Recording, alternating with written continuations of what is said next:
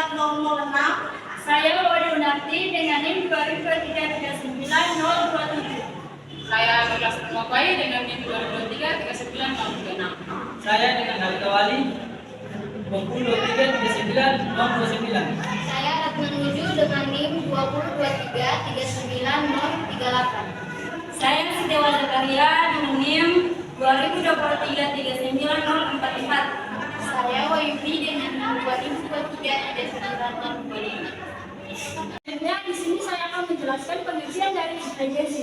Teman-teman bisa lihat di bawah sini itu ada pengertian dari intelijensi. Nah, intelijensi merupakan kemampuan yang bersifat umum dan potensial.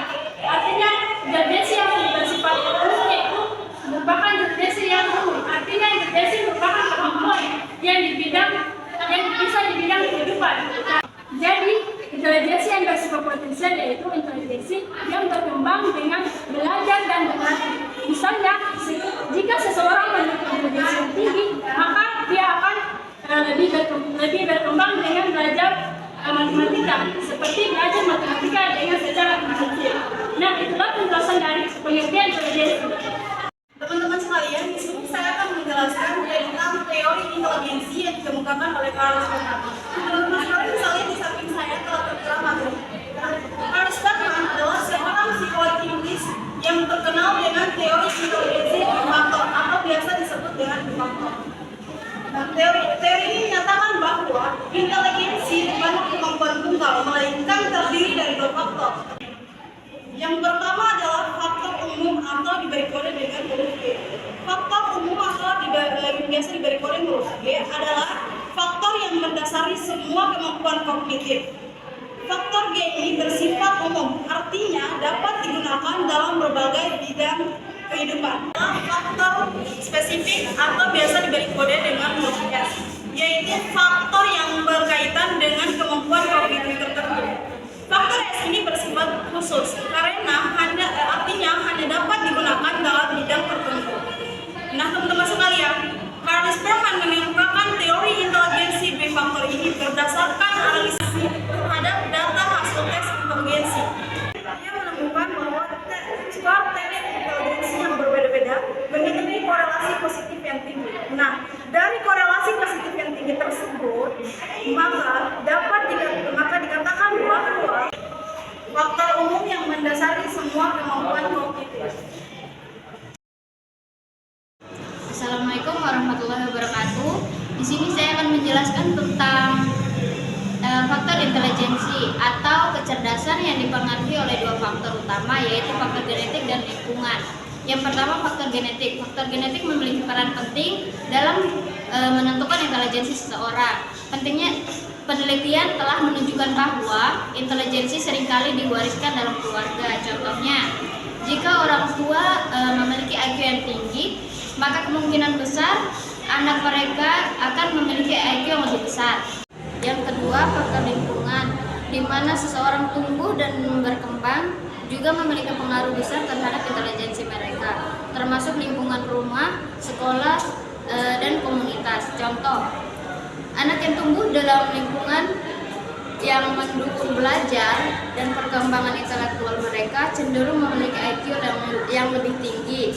Namun, faktor lingkungan lain yang dapat mempengaruhi intelijensi termasuk nutrisi, kesehatan, dan akses pendidikan yang baik. Assalamualaikum warahmatullahi wabarakatuh. Baik, saya akan melanjutkan materi saya, yaitu tentang faktor stabilitas dan faktor kesehatan. Faktor stabilitas. Stabilitas di sini bisa berarti stabilitas emosional dan lingkungan. Anak-anak yang tumbuh dalam lingkungan yang stabil, di mana mereka merasa aman dan didukung, cenderung lebih baik dalam hal perkembangan kognitif dan intelijensi.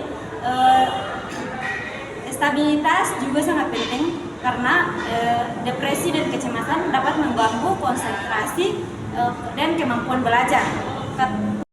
Faktor kesehatan fisik dan mental sangat mempengaruhi intelijensi, misalnya gizi yang baik penting untuk perkembangan otak pada masa kanak-kanak. Anak-anak yang mengalami malnutrisi dapat mengalami keterlambatan dalam perkembangan kognitif.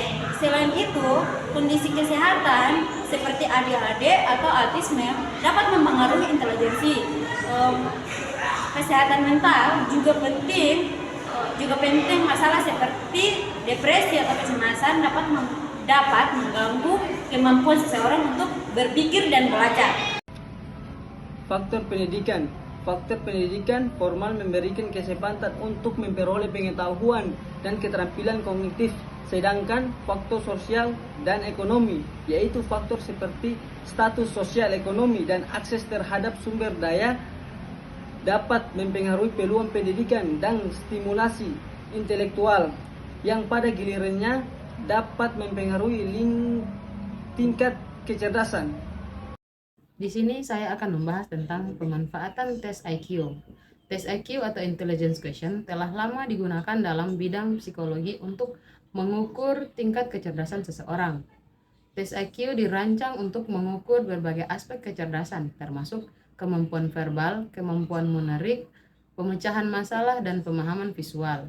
Pemanfaatan tes IQ dalam psikologi dapat memberikan manfaat yang beragam, di antaranya diagnosis gangguan kecerdasan, penilaian potensi akademik, penempatan kerja, penelitian psikologis, dan pengembangan pribadi.